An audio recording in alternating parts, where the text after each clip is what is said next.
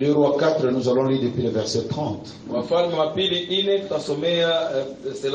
La mère de l'enfant dit: l'Éternel est vivant.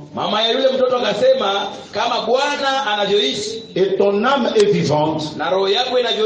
Je ne te quitterai point. Et il se leva et la suivit.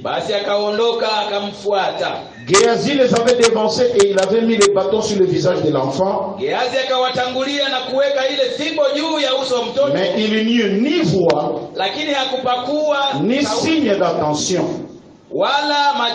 Il s'en retourna à la rencontre d'Élisée et lui rapporta la chose en disant: l'enfant ne s'est pas réveillé. Lorsqu'Élisée arriva dans la maison, voici l'enfant était mort, couché sur son lit.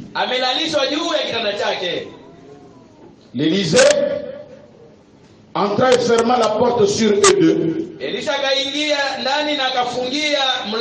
Et il pria l'Éternel. Il monta et se coucha sur l'enfant. Il mit sa bouche sur sa bouche, ses yeux sur ses yeux, ses mains sur ses mains, et il s'étendit sur lui et la chair de l'enfant se réchauffa. Élisée s'éloigna et alla ça et là par la maison, puis remonta et s'étendit sur l'enfant, et l'enfant éternua 7 fois. Et il ouvrit les yeux. Élisée appela Géasi et dit: appelle cette Tsunamite. Géasi l'appela et elle vint vers l'Élisée, qui dit: prends ton fils. Elle alla se jeter à ses pieds et se prosterna contre terre. Et elle prit son fils et sortit. Que Dieu bénisse donc la lecture de sa parole. Je n'entends pas d'amen. Que Dieu bénisse la lecture de sa parole. Alors porte maintenant ta casquette de fils de Dieu.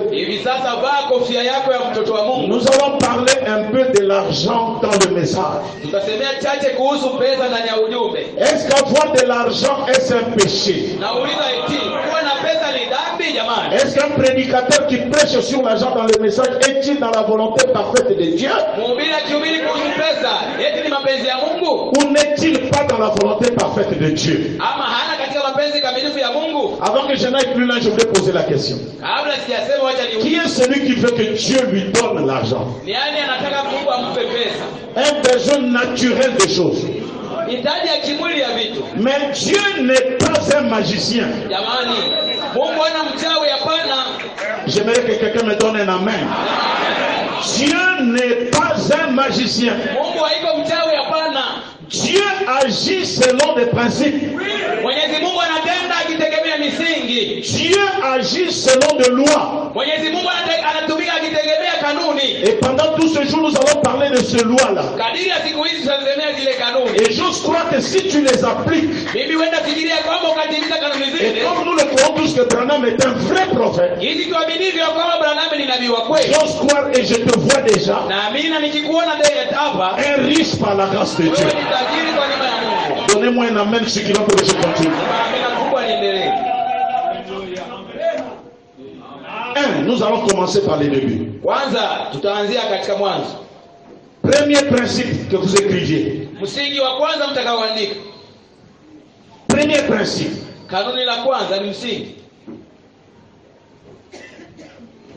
C'est ce que Frère Branham dit ici. Un absolu, paragraphe 29.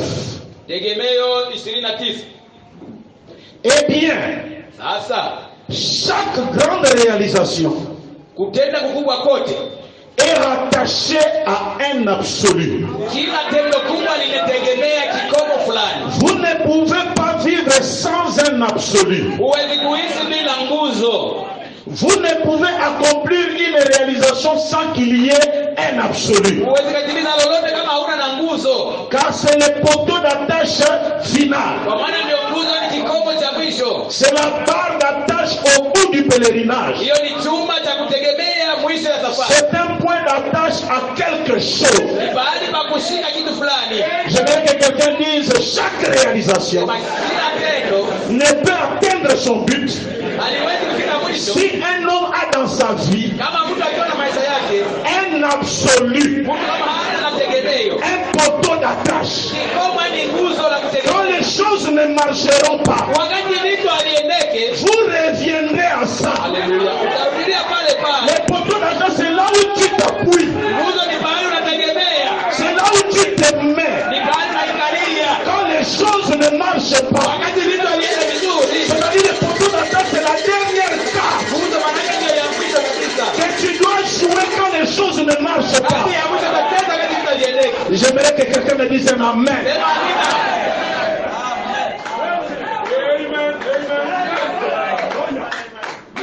L'homme, toi, tu vas voir un grand hôpital. Tu ne peux pas l'avoir aussi longtemps que tu n'as pas un poteau d'attache. Non, j'aimerais que le courant de l'Église se dise amen. Et même ceux qui sont venus d'ailleurs. Tu ne peux pas devenir riche si tu n'as pas un poteau d'attache.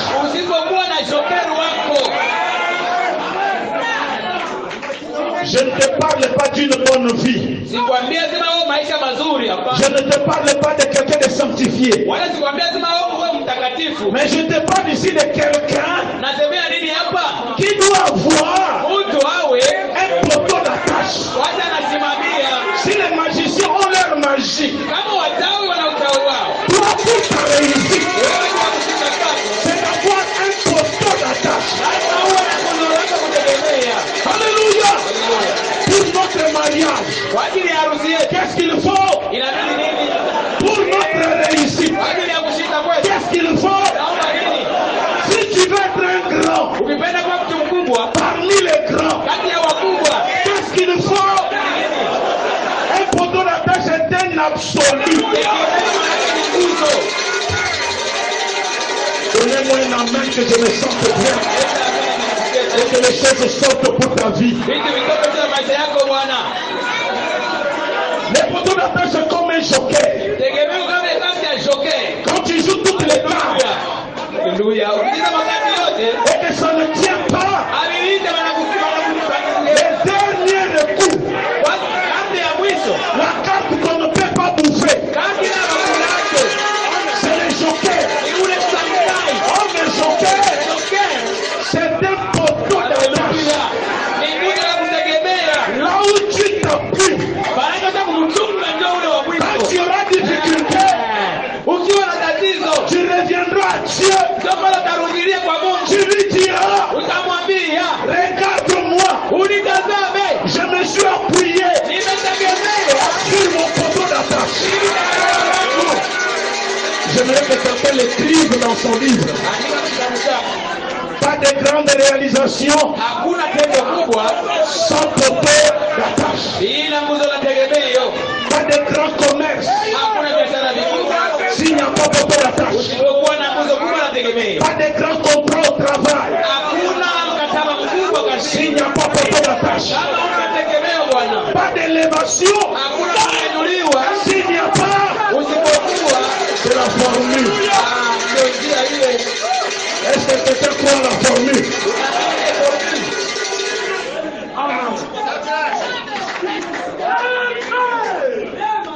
Voilà pourquoi la fois passée je disais, je cherche toutes les motos. Nous sommes appelés à la grandeur. Donne-moi un amen pour que Dieu en moi se sente bien.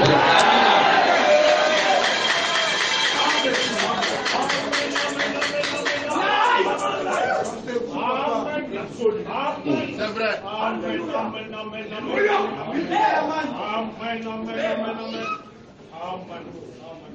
Que celui qui est venu de notre église sera encore à choper. Frère Branham me dit, l'absolu veut dire la référence finale. Ce qui est suprême. Ce qui est incontestable. Ce qui est infini.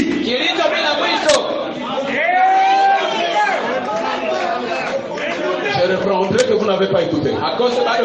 Référence finale. Incontestable. Ce qui est suprême. Et ce qui est infini.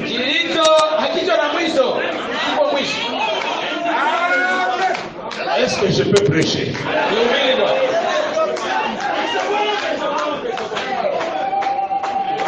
Est-ce que je peux donner quelque chose?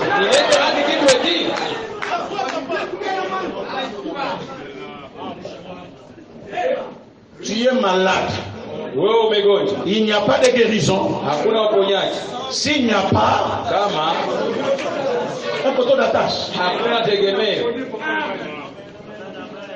Est-ce que tu peux nous projeter un peu ce qu'on appelle poteau d'attache?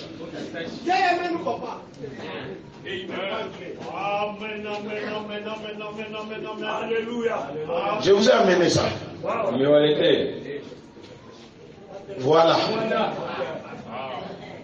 Le 2 là, c'est ce qu'on appelle le poteau d'attache. C'est 2, mais sa valeur. C'est 2, mais sa valeur, c'est le poteau d'attache. Oh, je me sens bien de prêcher. Frère Branham me dit, en Éden, le poteau d'attache, c'était l'agneau que Dieu a donné à Adam et à Ève. C'est ça le premier poteau. Ça a été planté en Éden. Frère Branham dit le deuxième poteau, où nous pouvons planter tous nos projets, a été érigé à Golgotha.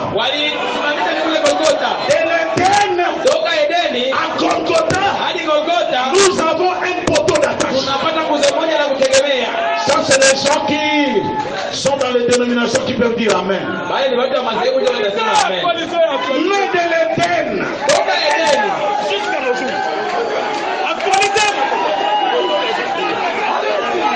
De l'Éden à la croix.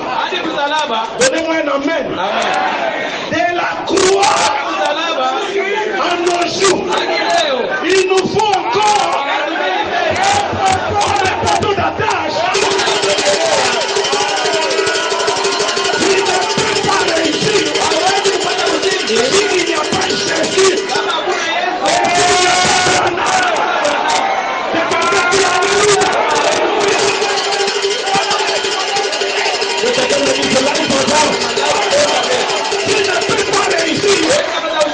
Si tu crois Branham et tu refuses l'âge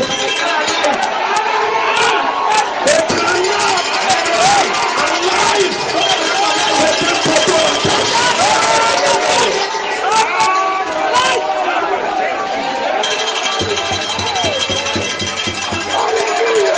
Donnez-moi un amen que je prêche. Il y a quelqu'un qui ne croit pas. Live, c'est le roi des... Lisons le prophète.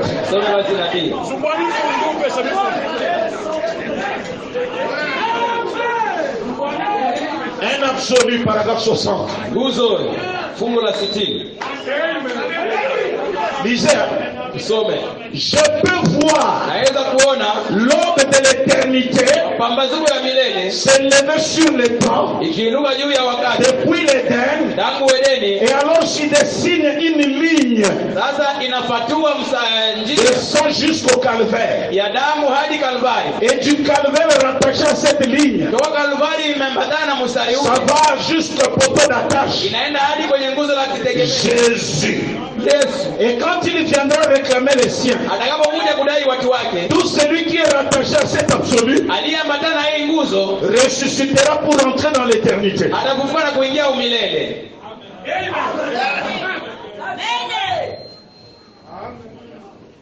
Je peux. Un absolu. 65. Paragraphe 65. Et les gens. Non. Et les gens qui sont nés de nouveau dans cet âge ici, qui sont remplis du Saint-Esprit, sont les poteaux d'attache. Et cette église qui doit être accomplie en ces derniers jours. Je croyais qu'un croyant allait croire que l'âge que tu vois à la chair, c'est un poteau d'attache. Tu peux t'appuyer sur lui. Tous les projets que tu as peuvent devenir une réalité. Un homme dans sa vie ne doit jamais manquer un poteau d'attache. Tu veux que ton commerce soit grand. Où est ton poteau d'attache? C'est qui? Non, il y a des gens qui se cachent là. Non, polele. Mon poteau d'attache d'aujourd'hui, de l'autre côté c'est Branham, et de l'autre côté ici. Parce que nous devons mettre le fil. Pour que le fil tienne, il ne faut pas un seul poteau. Il faut qu'il y ait deux. Je dis à quelqu'un ce matin, même si tu es venu pauvre, si tu crois au poteau d'attache, là où tu peux t'appuyer, là où tu peux dire Seigneur, si tu ne peux pas m'écouter, écoute-moi. Que celui qui le croit crie Alléluia.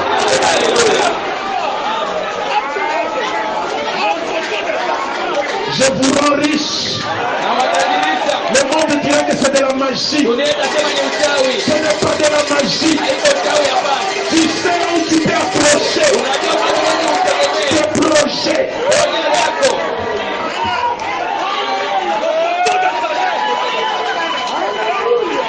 Sans poteau d'attache, pas de projet.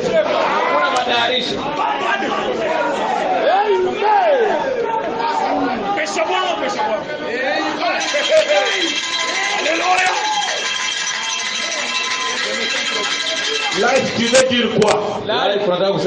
Je veux vous dire ceci en termes clairs. William Branham est notre absolu. Référence finale. Ce qui est suprême, inégalable et infini.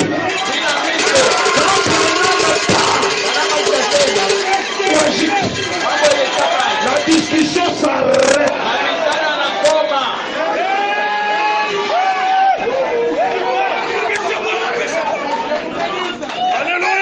Faites ça, vous allez secouer les ciels.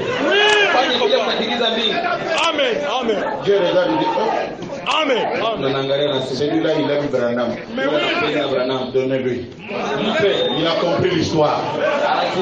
Alléluia.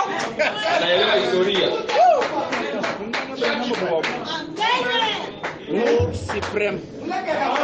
Pourquoi toi tu ne dis pas même? Tu vas me pourrir avec tes projets ici.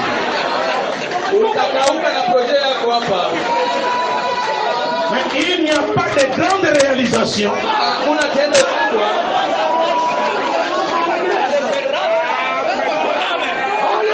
Tu veux que je te donne Dar es Salaam? Je te donne ça.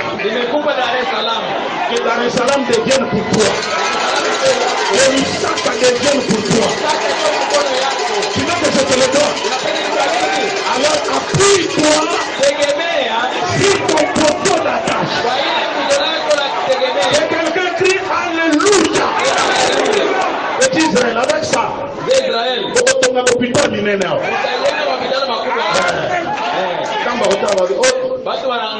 ce n'est plus normal. Oui, ce n'est plus normal.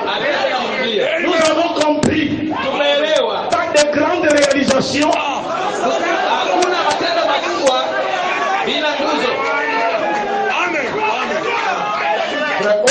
Boyi.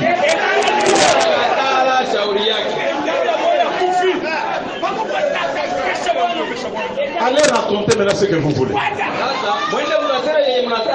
Allez dire ce que vous voulez.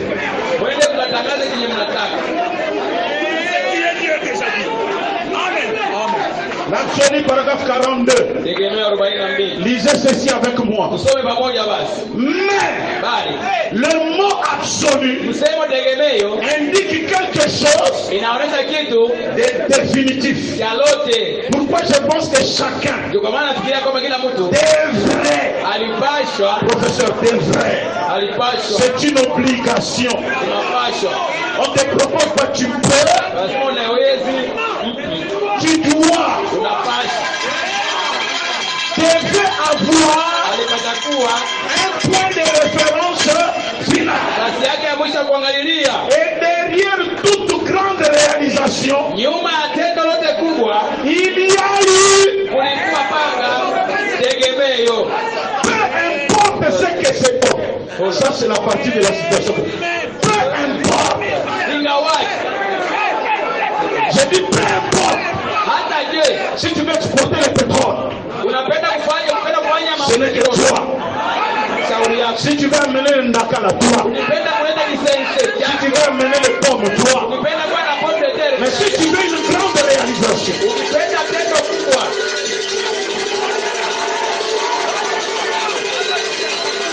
frère, même chez les païens, c'est le même principe. Il va voir son ganga. Il donne son doigt. Et le ganga lui donne des choses. Et vous le voyez, il a des diamants. Il a beaucoup d'argent. Mais lui-même, il connaît que cet argent, il y a quelque chose d'invisible que les autres ne voient pas. C'est ça son absolu. Le jour où il va mettre dehors l'absolu, il redevient pauvre.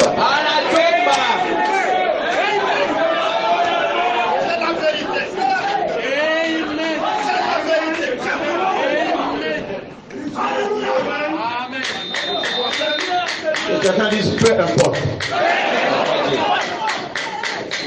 Quand on dit peu importe, c'est qu'il n'y a pas de limite.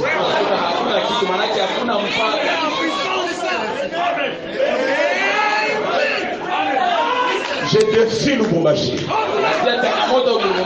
On dit qu'il n'y a pas l'argent ici au Katanga. L'argent est seulement au Colosie. C'est faux.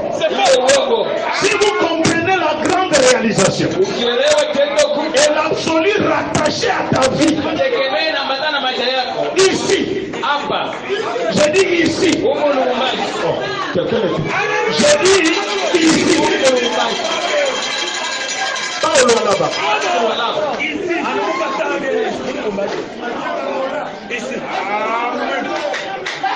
Et d'ailleurs, je déclenche ça pour que vous soyez vraiment des millionnaires.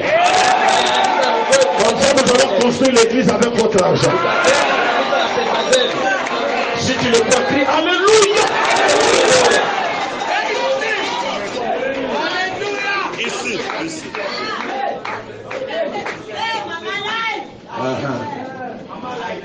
Et toute personne qui veut réaliser quelque chose doit avoir premièrement l'absolu.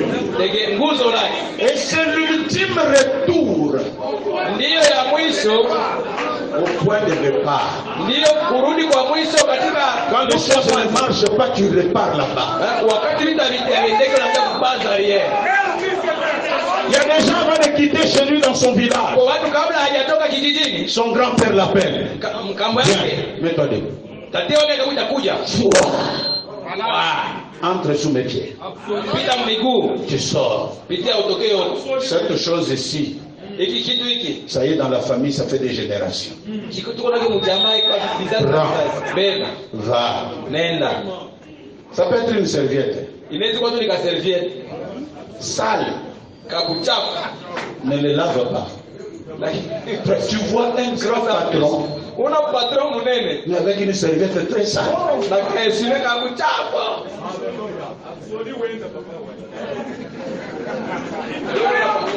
Chef, je vais t'acheter une autre serviette.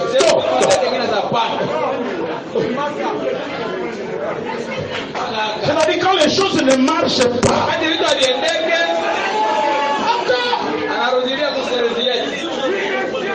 Grand-père, c'est ça que vous repartez au départ. Tu m'avais dit que cette serviette devait faire des choses. Maintenant ça ne marche pas. Comment ça ne marche pas? Est-ce que tu n'as pas brisé les interdits? Oh, j'avais donné ça à ma femme pour laver. Ramener. Il redonne encore une deuxième onction. Donc tu vois quelqu'un gros. Prado.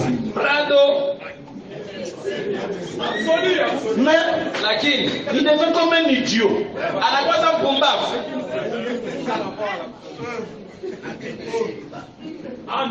Quand ça ne marche pas. Arrêtez. Je dois aller revoir ce qui était au départ.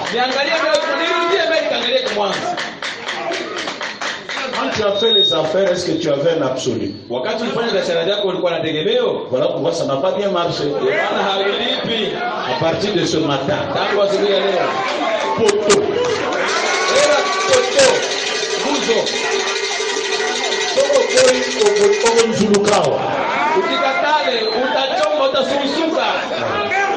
Et toi, tu ne comprends pas de Gonzuluka. Tu vas rouiller ici. Entre les buts, Amen. Amen. Amen. La Bible dit il ne faut pas mettre la foi sur un homme. L'homme est sujet aux erreurs. Ah, oui, c'est justement ça qui t'amène en enfer. Parce que le ciel aujourd'hui, si tu amènes les gens,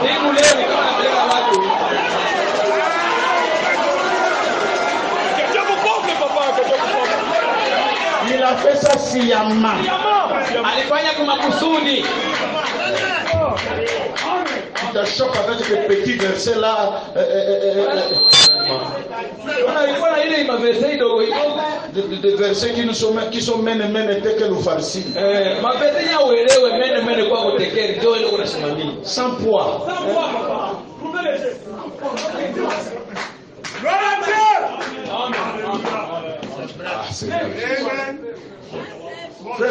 frère, reste calme. Commencez à y penser. Je vous dis, ici à Lubumbashi, les gens seront surpris. Oh.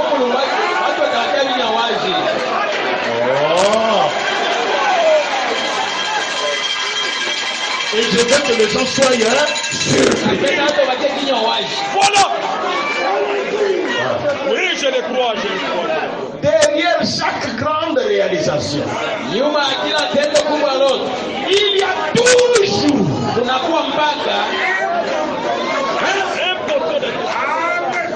tu vois quelqu'un qui fait son magasin. Il termine comme ça, il dit je ne vends pas. J'attends le poteau. Mon fétiche vivant.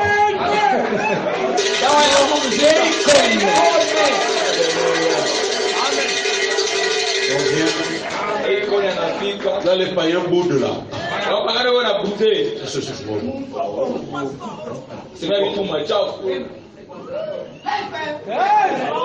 Le fétiche vivant. Qu'est-ce qu'il y a ici là? Non, il y a des téléphones. J'ai 50 téléphones. Tchana. Il faut que ce soit beaucoup. Amen. Prions. Les païens voient. Seigneur Dieu Tout-Puissant, je te donne à mon frère. Au nom de Jésus-Christ. Amen. Amen. Tu sors. Film est bandit. Là où les clients n'entraient que deux frères.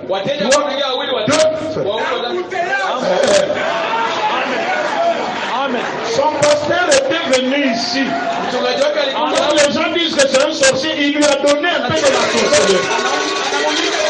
Il n'y a pas de réalisation sans un poteau d'attache. Et qui est ton poteau d'attache?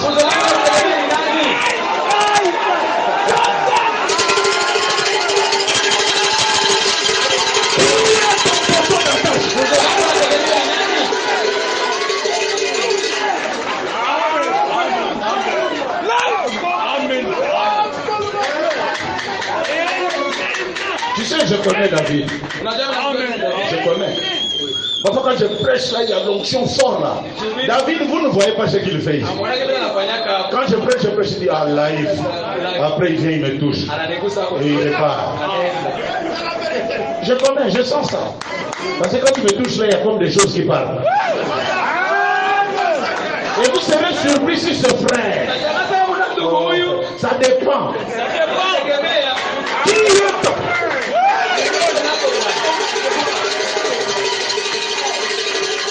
Que Dieu te bénisse. Cette soeur ne peut pas voyager. Que je sois où? Papa, je vais entrer dans l'avion demain. Comment? Tu peux prier. Seigneur Dieu. Oh frère, tu sens que tu es une référence. Que son père dise qu'il monte dans l'avion. Si la référence finale, l'infini, ne monte pas. Mon pasteur a dit, je ne monte pas. Le voyage est annulé. Mais le billet, tu vas payer des pénalités. En cette matière-là, il faut s'appuyer.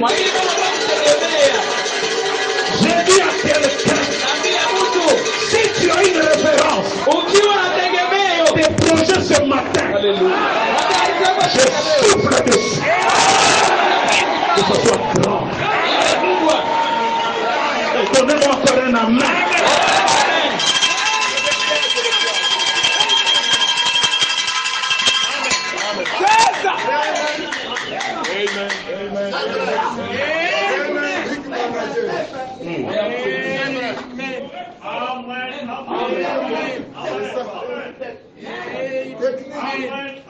Ils n'ont qu'à raconter ce qu'ils veulent. Belle verse. C'est un ami. Comment?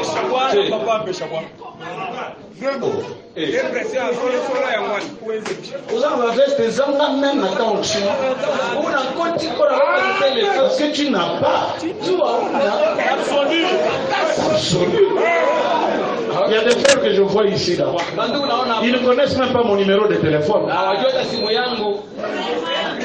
Tu aimerais bien quoi? Il y a des gens ici. Il vient dans ma maison là me servir. Papa, tika na sukula tabasali. Na yebi ozanani. À l'heure où nous parlons.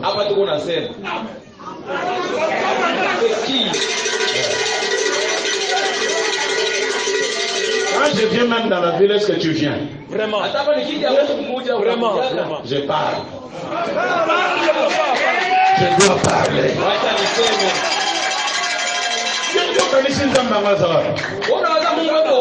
Pourquoi tu es où? Dieu est où?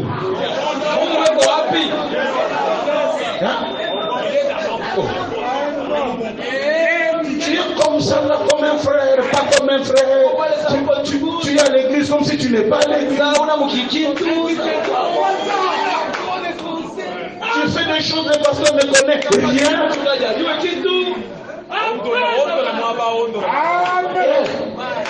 Frère, ils ont un frère, ma soeur peut aller. Papa, nous comprendre l'eau. Vitesse. Vitesse à cause de tout d'abord on dit gaz, azana gaz, et puis azana vitesse. Et il y a des gens qui ont la vitesse. Référence finale. Poteau. Là, j'ai 2000 ici. Là, il y a 2000 là. Dis un mot. Amen. Tac, tac, tac, tac, tac. Oui. Quand tu viens, c'est maintenant comment? DJ. Non, papa, là, nous sommes déjà 40 000. La lucidité. Appuie-toi sur les poteaux.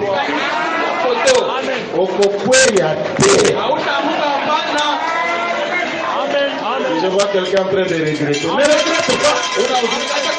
Commence maintenant ta vie chrétienne ce matin. Pas de grandes réalisations. Il n'y a pas de poteau d'attache. Il y a une sœur qui m'a secoué hier. Je le crois.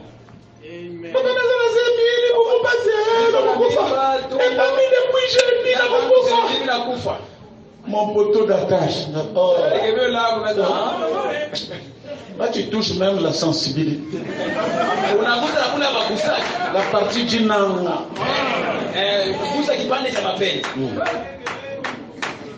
Quoi? Le bébé ne veut pas sortir. Il va sortir. Seigneur Dieu Tout-Puissant. Que ce bébé soit le nom de Jésus-Christ. Elle m'appelle là. Le matin là. Papa, Bima Gilobi.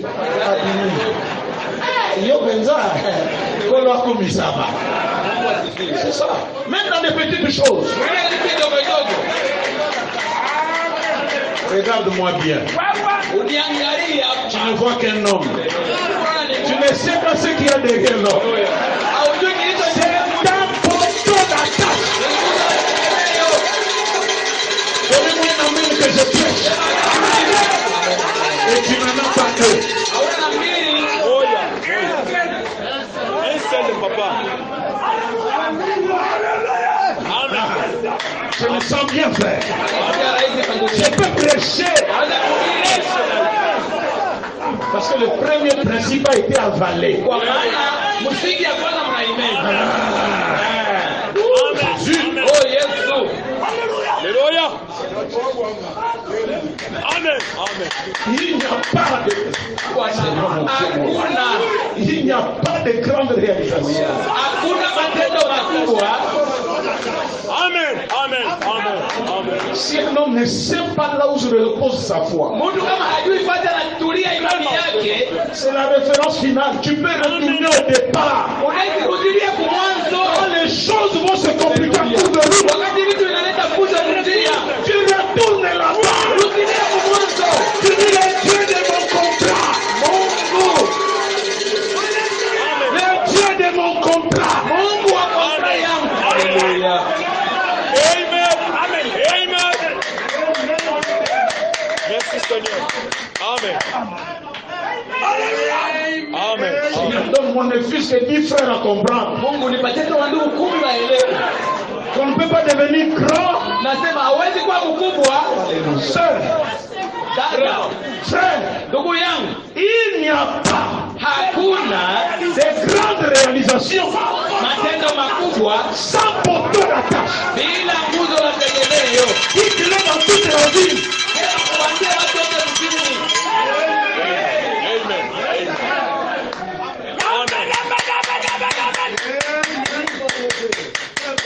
Amen. Alléluia. Amen. Amen. Amen. Amen. Que quelqu'un dise, je vais croire ça.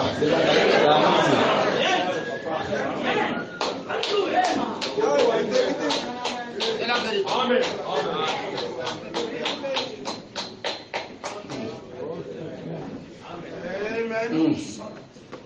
Alléluia. L'absolu paragraphe 188. Mais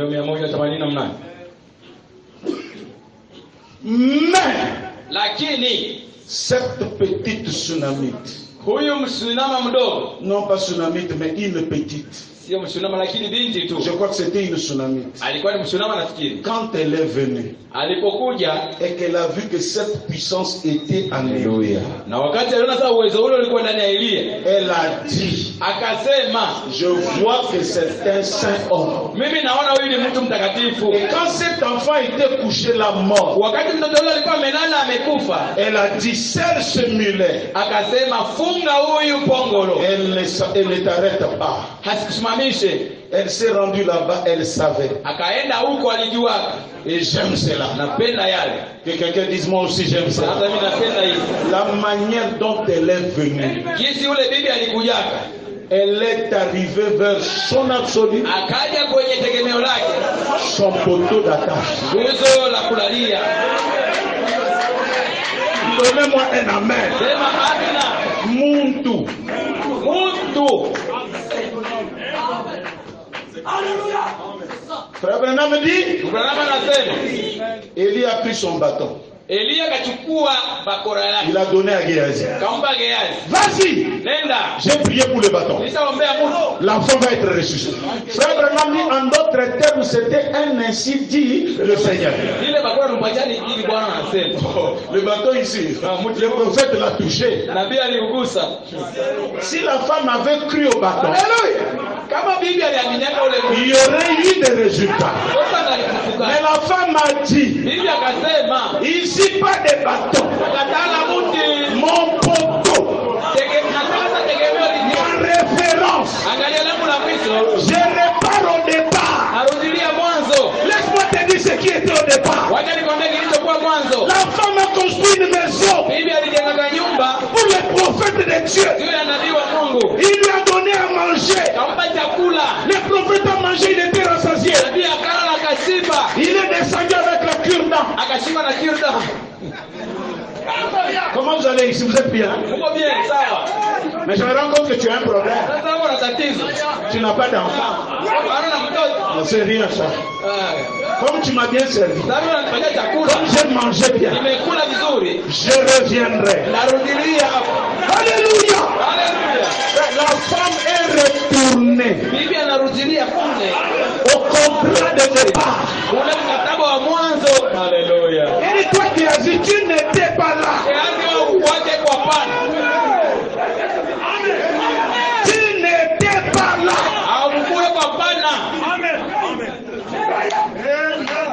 Il est où? Qui? L'homme à la calvitie. Il est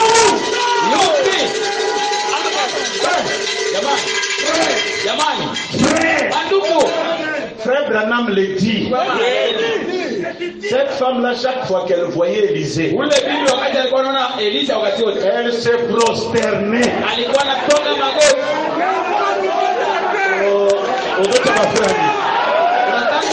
Pourquoi tu as ma frère? On n'a pas dit ça ici. Quand Élisée lui a donné l'enfant, qu'est-ce que la femme a fait? Elle s'est prosternée. Elle adore Dieu dans l'eau. Elle ne s'adore pas devant un homme, mais elle adore Dieu dans son corps. Et quelqu'un me dit Alléluia.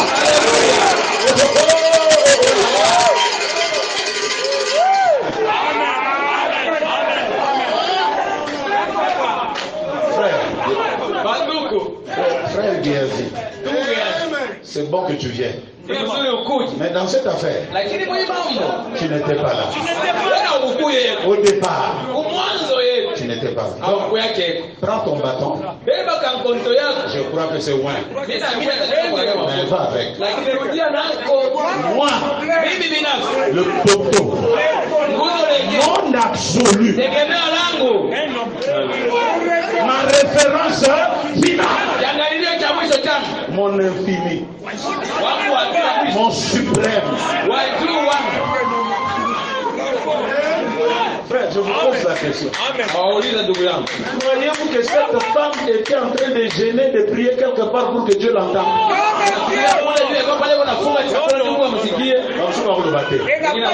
On n'a pas dit dans la Bible qu'elle a gêné. Qu'elle a prié. Son problème, c'est de croiser son absolu. Son poteau d'attache.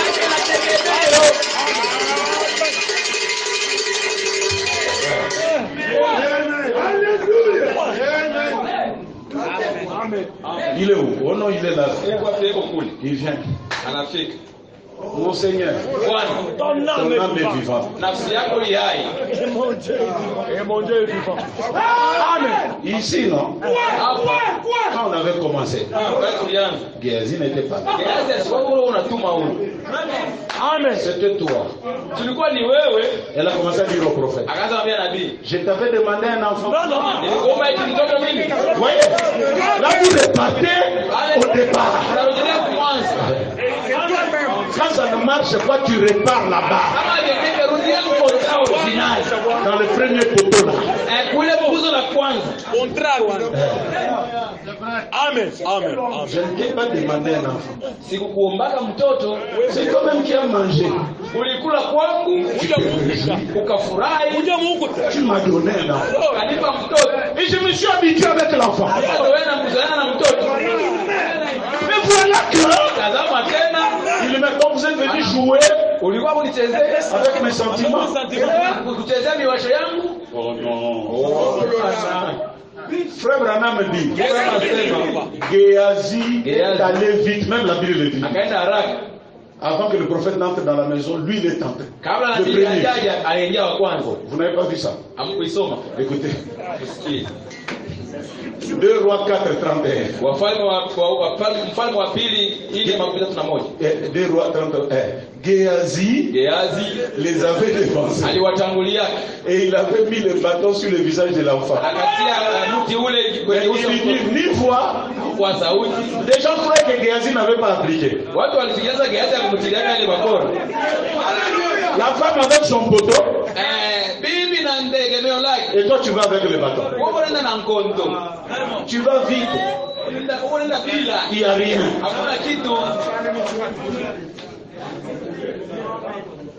C'est un bâton que le prophète a touché. Le prophète a prié. Avant que le prophète n'arrive, il va trouver déjà l'enfant debout. Parce qu'il m'avait dit Géasi, va. Seigneur Dieu.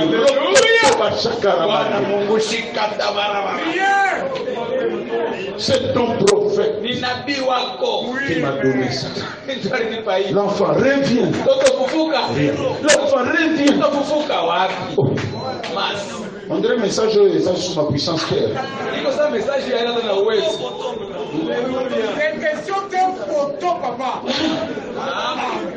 Yo, ça m'a s'occupé de pilier, s'occuper de poteau à Mwinda, s'occuper de nini. Tu es un poteau de lampadaire de Lubumbashi qui tombe à tout moment. Et le poteau de Lubumbashi de courant, il n'y a même pas de fil. Mais ça tombe de soi-même.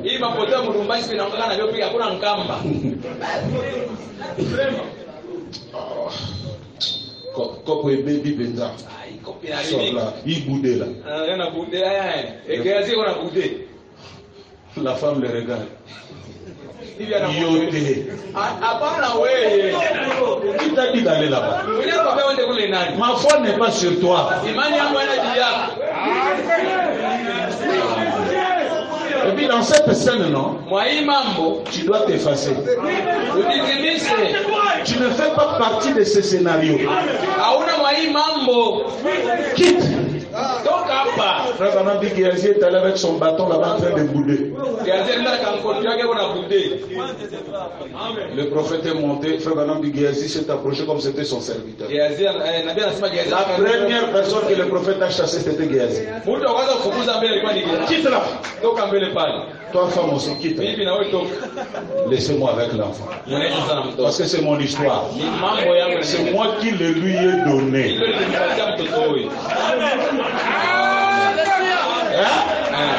C'est ça le début de l'histoire.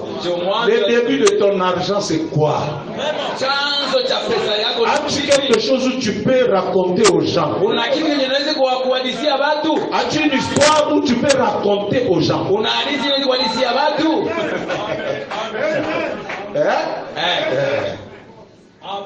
Frère Branham dit la femme est descendue. Elle a pris à manger. Yesu akomi quelque part. Makambo eshanja kaka. Mambo yanabadilika. Kala tena zo ya mwana na ngai. Punde si punde nitapata photo. Référence. Jangalisho. Illimité. Bila mpaka. Suprême. Jaju. Référence finale. Jamwisho. Amen. Le prophète est tenté là commence à faire le sang.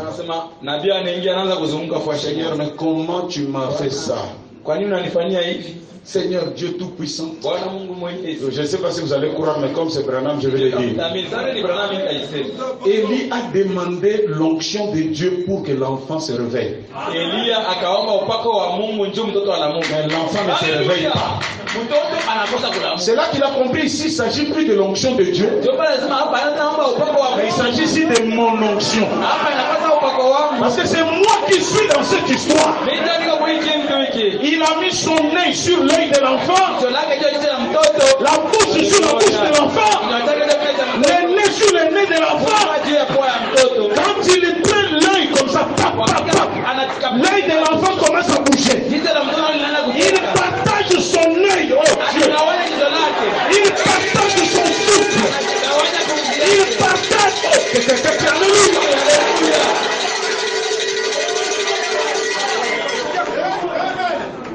Merci d'avoir cru ça. Si vous ne savez pas la vie avec laquelle nous vivons ici, la foi avec laquelle nous travaillons, ce n'est pas la foi de Dieu, c'est la foi de Malachika, c'est la foi d'un homme. Amen.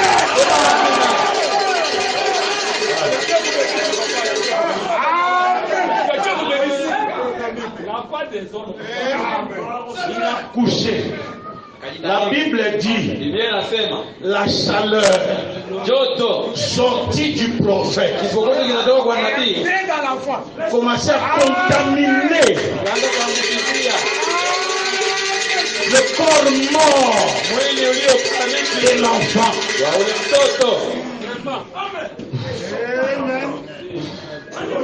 Il s'est mis debout, il est parti. Il dit là, je vois, comme disait Silas, petit à petit. Il dit là, je vois ça comme si l'œil a déjà bougé. La bouche a déjà bougé. Je vais vous faire rire. Amen. Quand nous avions cru le message, nous étions des jeunes. On avait un ami très zélé. Nous sommes arrivés à Matete, il y avait un mort. Une fille qui était morte. Lui, on ne sait pas comment il comprend l'histoire d'Élie qui dort sur l'enfant. Il prêche. Je lance un défi. Aujourd'hui, vous allez voir le Dieu d'Élie. Toi, tu as Dieu. Ici, il ne s'agit pas de demander au ciel. Il s'agit que l'homme donne ce qu'il a. As-tu quelque chose? On ne donne que ce que l'on a. Frère, il monte sur une petite fille de 15 ans. Imaginez la suite. L'oncle dit, quoi? Il fait ça devant nous. Il fait ça devant nous. Donc c'est ce gars qui sortait avec la fille. Parce qu'il est venu le faire devant les morts. Quand lui il montait sur la fille et ils ont dit donc ils vont faire leurs affaires. On l'a attrapé sur les cadavres. Et nous tous nous l'avons laissé. Fuite. Il a été chicoté. Courageux, hein? Comment tu peux mettre ta bouche sur la bouche des morts? Tu n'as même pas. Hein?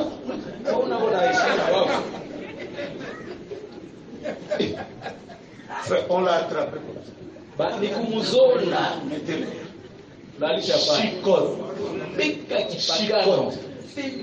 On s'est retrouvé le lendemain. Bien aimé, vous n'êtes pas bien. Vous m'avez abandonné. Tu es Élie.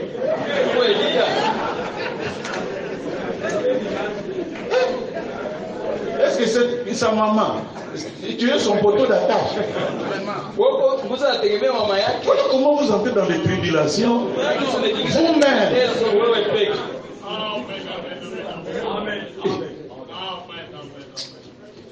Un jour, un frère, une soeur tout d'abord.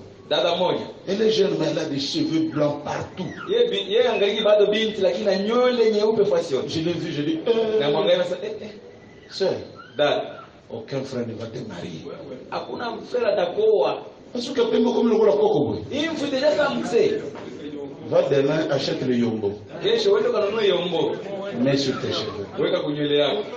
Oh, frère Branham, je dis, quel Branham? Écoute tout d'abord le poteau d'attache. Quand tu cherches Branham a dit, frère Branham a dit, quand tes cheveux perdent leur couleur, mettez la couleur. Regarde, regarde. Il dit, Pasteur Yosa vraiment Branham. Comment il s'est maté? Comment rétablir dans la yomoko? Ma pension 50 ans alors que tu n'as que 27 ans. Il faut savoir où est-ce que tu dois t'appuyer. L'histoire de ta vie. Quand ça ne marche pas, même là où tu es en voyage. Au départ. Quand j'ai quitté Lubumbashi, j'ai demandé à mon pasteur de louer. Alors ici, personne ne peut bloquer ma mission. Tu verras ce que Dieu va faire. Parce que tu retournes au poteau là où tu as attaché ton projet.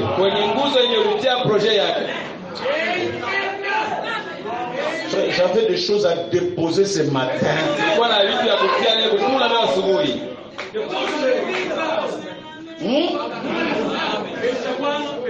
Non, on arrête là. Il y a un mariage d'un vieux frère qui veut renouveler son. Est-ce qu'ils sont déjà là?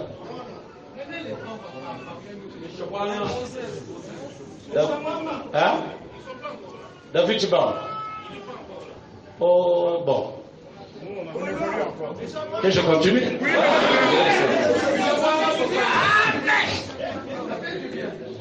Ça fait du bien, hein? Ok. Hein? Pas de grandes réalisations. Sans un poteau. Deux. Comme ils ne viennent pas. Nous, on doit essayer d'accompagner. Recevoir. Tu reconnais tout d'abord ton poteau d'attache. Et tu reçois ton poteau d'attache en qualité de ce qu'il est. Pas seulement parler, le recevoir. En la qualité de ce qu'il est.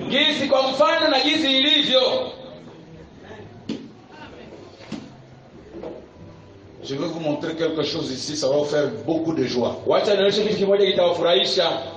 Jésus dit, quiconque recevra un prophète en qualité de prophète, il recevra la récompense d'un prophète.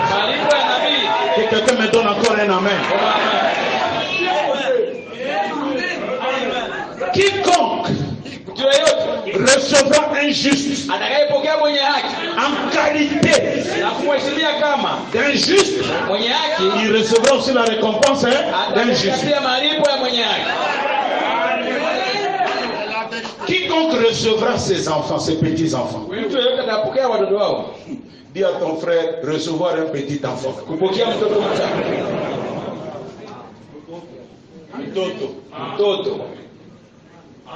Nous devons recevoir aussi un enfant.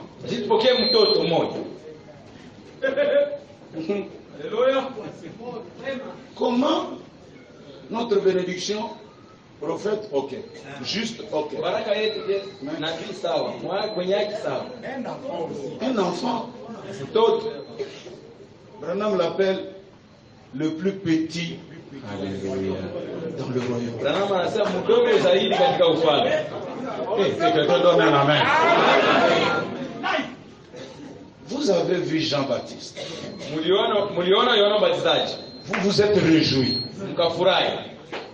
Frère Branham me dit, de tous les prophètes, depuis Adam, jusqu'à ce que Jésus ne vienne, aucun n'était plus grand que Jean. Pose un peu la question à ton voisin. Sa grandeur venait de quoi? Tu connais là où Jean fait le miracle? A-t-il ressuscité les morts?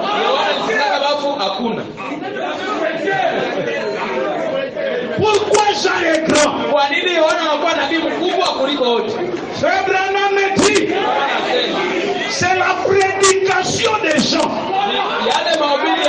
qui les rend grands. Les autres ont dit, il viendra. Il viendra. Il viendra.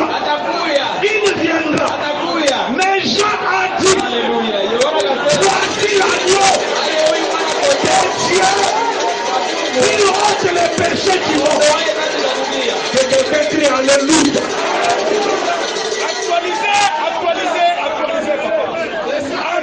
Amen. Actualisez avec Branham.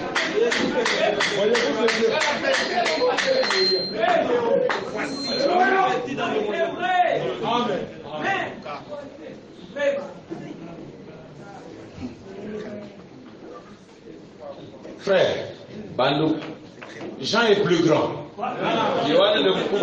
Mais Jésus nous annonce de quelqu'un de plus grand que Jean. Il n'a pas dit qu'il sera grand de taille. Il sera court. Il y a déjà quelqu'un qui s'achoppe. On dit le plus petit. Alléluia.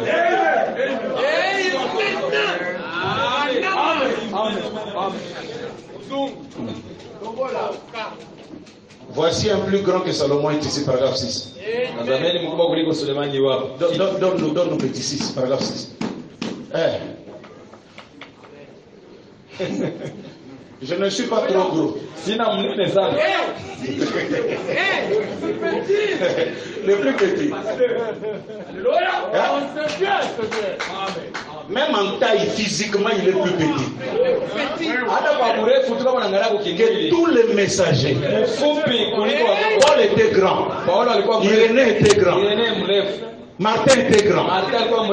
De tous les messagers les plus courts. Si j'étais aussi gros que votre pasteur ici présent, c'est là où nous autres nous sommes disqualifiés. Gros par grand. Mais je peux aussi me cacher quelque part. L'ange de l'Éternel avait 1m90.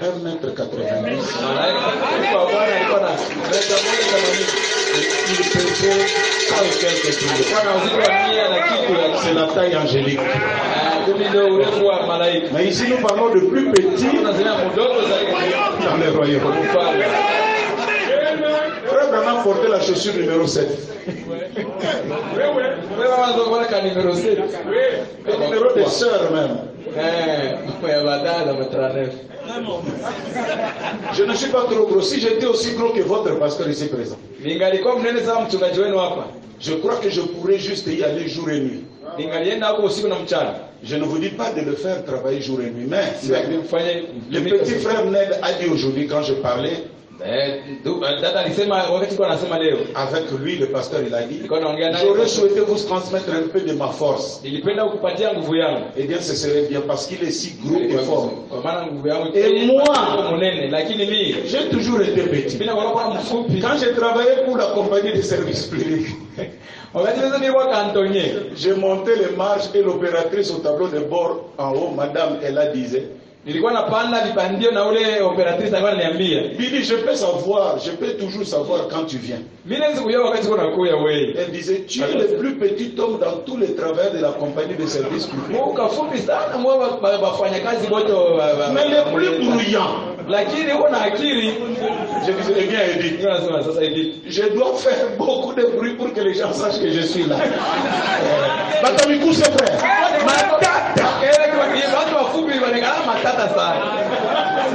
Dès qu'il donne l'ordre, il ne parle pas calmement. Vous m'avez entendu? Oh, on est à deux, parle calmement. Parce qu'il a toujours ce complexe-là. Parce que je suis court. Vous ne voulez pas m'écouter, hein? Alléluia. Et il y a un chef court, vous allez voir. Quand il entre, il ouvre la porte. Ah, il y a des frères courts, excusez-moi. Votre taille est branamique. Vous êtes le plus petit.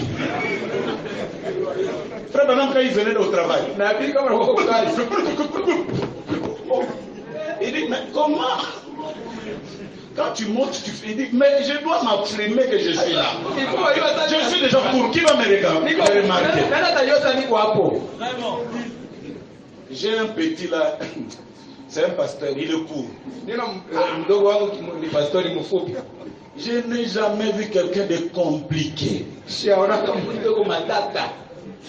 Vous pouvez parler, les choses sont aussi droits et simples. Lui, t'es pasteur, t'es. C'est ta taille là qui te donne aussi les petites fois ou comment? Parfois pour bien lui parler, je descends. Est-ce que tu me comprends? Le président Bongo, frère. Vous aurez des présidents au monde. Bongo, petit piment. Il porte des talons comme une femme. Président court. Quelqu'un, frère, qui décidait même quel ministre on doit mettre en France. Il est au Gabon. Oui, ne jouez pas avec les petits hommes, frère. Ils ont des pouvoirs.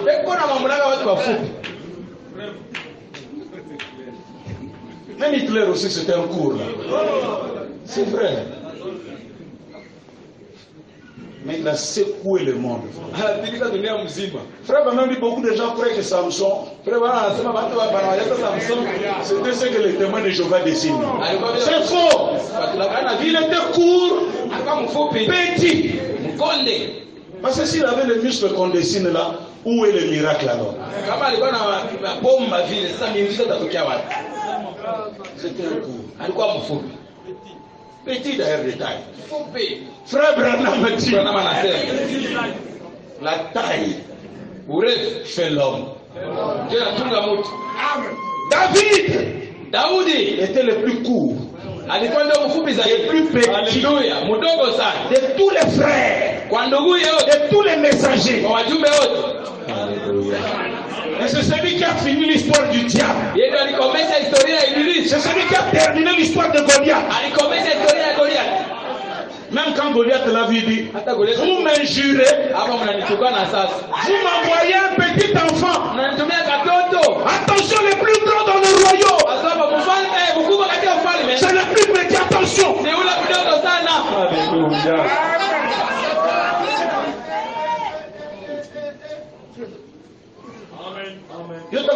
Oh, le plus petit dans le royaume est plus que Jean. Tu crois que même toi? Parce qu'il y a des gens qui se consolent là. Je suis humble, frère. Je suis plus grand que Jean. Yoté. Non. Il sera le plus petit. Et quelqu'un me dit, life, lis-moi Branham.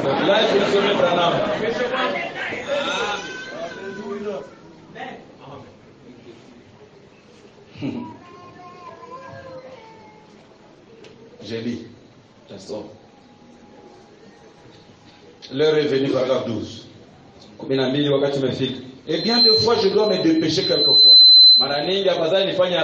C'est juste en fait que cela ça saisisse sur la personne 3 ou 4 ou 5 choses que la personne a connues dans le passé. Si vous asseyez et parlez, tant que vous parlez, cette vision continuera à se dérouler. Ensuite, vous, lorsqu'elle s'arrête, alors si vous voulez, je recommence. Continuez simplement à parler. Elle reprendra. Je ne contrôle aucune cela. Aucune masse. Maintenant, je témoigne de cela moi-même. Je suis le plus petit d'entre vous. Il n'y a pas d'amen. Je vais gérer paragraphe 71. Eh bien, sœur, je ne suis pas le Messie. Vous savez cela. Je suis juste son serviteur. Le plus petit de tout son royaume. Non, je n'entends pas d'amen. Qui est William Branham? S'il est le plus petit de tous les royaumes, donc il est plus que Jean-Baptiste. Donc que quelqu'un me donne un amen. William Branham avale Jean-Baptiste. Jean-Baptiste n'est rien à côté de lui. J'aimerais que quelqu'un me dise un amen. Même nous qui prêchons le message de Branham, nous sommes plus que Jean-Baptiste. C'était hier, j'écoutais une chanson d'un frère.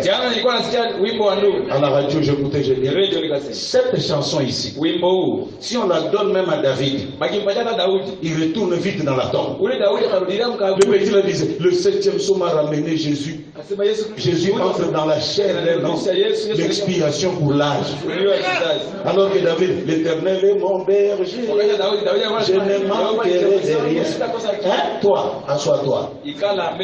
Sous les silences du 7e psaume, l'Éternel descend et entre dans un homme appelé William Branham. Et le 7e psaume l'a ramené. Là, David va dire, écoutez, chantez, hein? Laisse-moi aussi aller chanter de ma part. Parce que les choses que nous chantons et prêchons, écoutez, ces gens-là pour entrer au ciel doivent venir à l'église pour entendre Branham. Tu dois être dans la joie même à la maison. Que j'ai reçu l'un des plus grands prophètes qui existent. Et comme le prophète est plus grand, frère, alors tes grandes ambitions doivent s'accomplir. Ta grande vision doit s'accomplir. J'aimerais que quelqu'un crie Amen.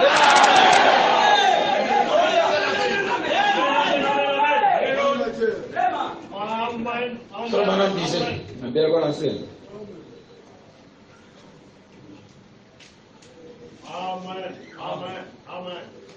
dit le plus grand dans le royaume.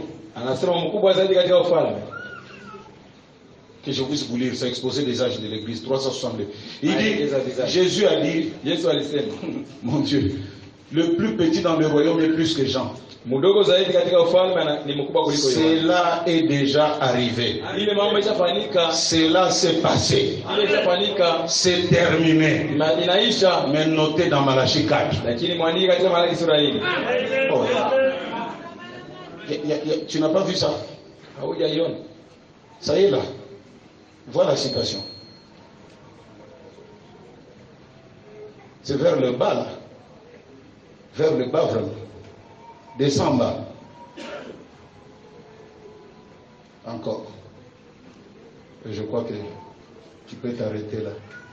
Monte encore. Voilà. Monte, monte. Descends. Non. Descends. Voilà. Descends encore.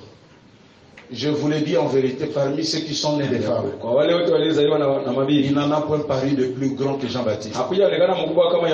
Cependant, le plus petit dans le royaume des cieux est plus grand que lui. Cela est déjà arrivé. Cela s'est passé. C'est terminé. Mais notez maintenant dans Malachie 4, 1 à 6. Le plus petit dans le royaume. Je vous présente, frères et sœurs, le plus petit dans le royaume. Mais plus que Jean-Baptiste. Parce que le message de William Branham, aujourd'hui, ce n'est pas seulement de dire que Jésus est là, mais Jésus est entré dans ma chair. Ça là, ça double l'humanité. Écoutez, je vais terminer. Frère Branham me dit, l'histoire de la seconde venue dans la première venue est une histoire de famille. Jean-Baptiste était cousin de Jésus. Donc quand les gens attendaient le Messie, il a présenté les gens son parent. C'est ça la pierre d'achoppement. Il dit, voici l'agneau qui ôte les péchés du monde. Et c'était hier deux corps. Le cousin là-bas, le cousin ici. Mais aujourd'hui, le cousin est entré dans le cousin. On ne fait plus comme ça. On fait ça. Voici l'agneau de Dieu qui ôte les péchés du monde. Je m'en fous de n'importe quel péché tu as. Si tu crois que Jésus est entré dans la chair de Branham, tes péchés sont pardonnés. J'aimerais que là où tu es, tu puisses crier Amen. Et quelqu'un crie Alléluia. Voilà le plus petit. Le plus petit dans le royaume de Dieu. Les recevoir, ça doit changer vos poches. Les recevoir, ça doit changer votre commerce. Les recevoir doit changer votre travail. Celui qui n'a jamais eu le travail avant, comme tu as vu le mystère du plus petit dans le royaume, demain les gens vont t'appeler. Non, il y a quelqu'un qui me croit.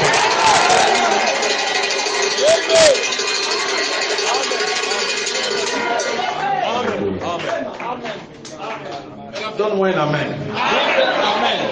Il y a quelqu'un qui a une petite somme. Regarde. Le plus petit.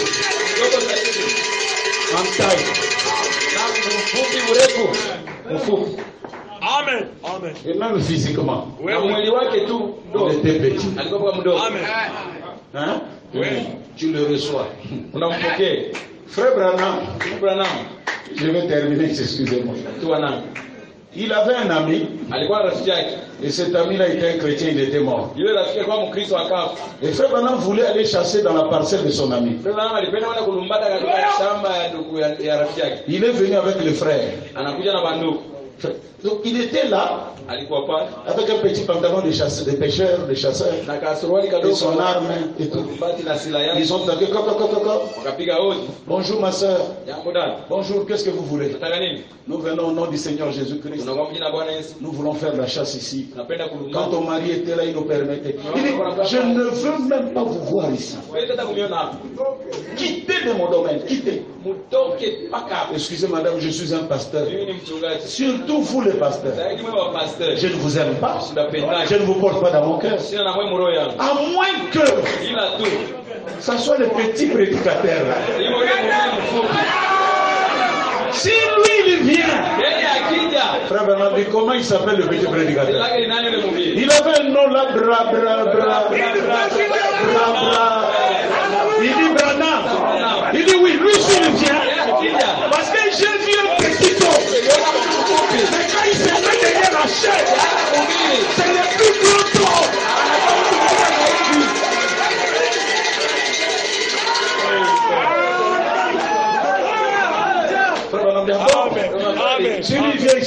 le laisser. Il dit, les frères souffrent. Dis-lui, c'est pas c'est toi. Tu le connais là où il est? Là où il vit? Je lui dois quelque chose. Mon mari était malade. Cet homme-là a dit un mot. Et la situation a changé. Lui au moins. Il dit, sœur, je suis celui que tu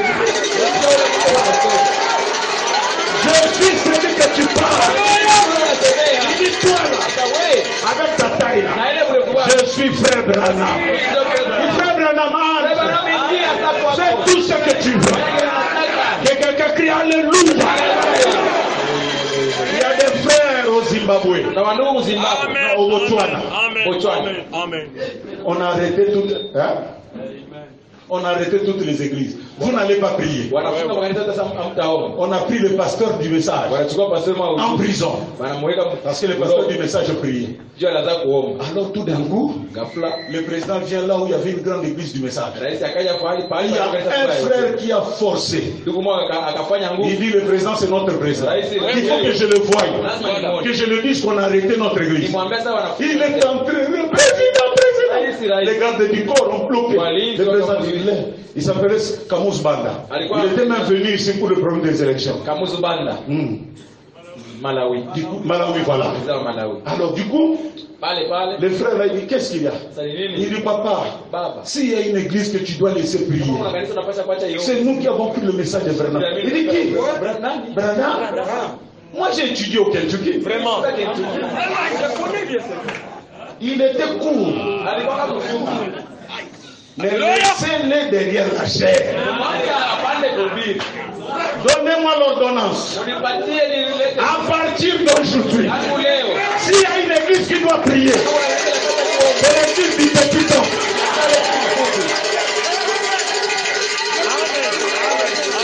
Le plus petit homme que je connais. Amen. Son église a écrit un poème. Il était petit. Oh. Alléluia. Tommy Osborne était dans l'église de Branham. Je veux voir comment ça se passe. Il dit j'ai vu un gars maigre. Le vent peut même l'emporter à la chair. Vraiment. Il est venu, il disait que le Seigneur vous bénisse. Vous allez bien. Et tout d'un coup on lui a amené un enfant. Les bras étaient complètement donc petits et retirés comme ça. Vraiment. Il dit ce petit homme a pris l'enfant. Il a dit nous allons prier. Il dit nous chez les pentecôtistes quand on dit on va prier.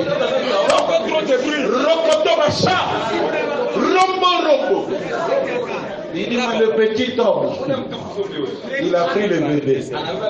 Seigneur Dieu Tout-Puissant, honore ton serviteur. Au nom de Jésus-Christ, guéris l'enfant. Amen. Pendant que lui, le pentecôtiste, se chauffait.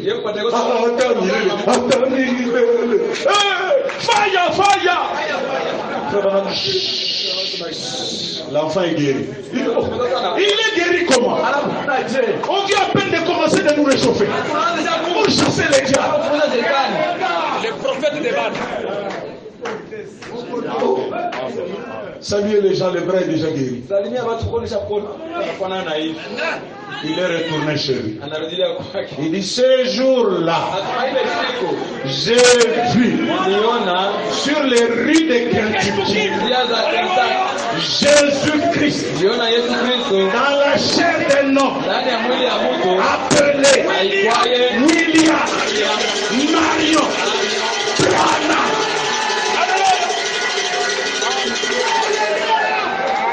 Petit homme. Amen. La taille évangélique. Il est venu petit et court parce que c'est plus grand que Jean doit être court même en taille.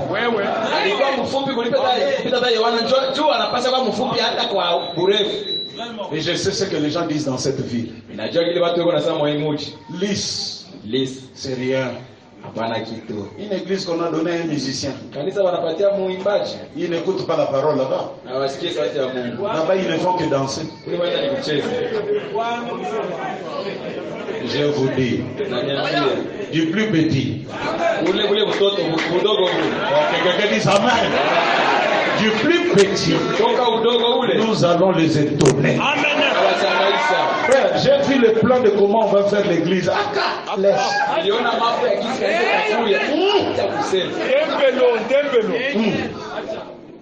Amen. Ça, ils le verront. Comment le plus petit peut être plus grand que tout ce qu'on a espéré.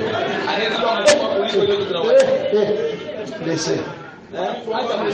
En bas, parking. On monte en haut.